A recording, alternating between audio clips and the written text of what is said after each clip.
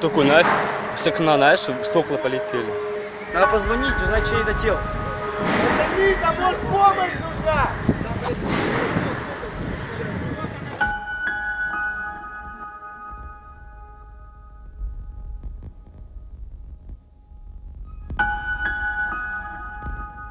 Трупов полно, детей трупов полно, настоящий тиран.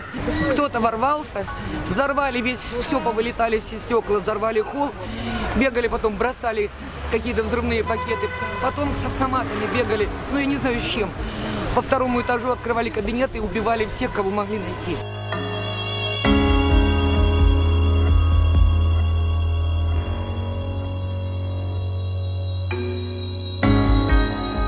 Сидеть можешь? Сидя сможешь доехать? Легче будет уехать. Можешь уехать, сидя?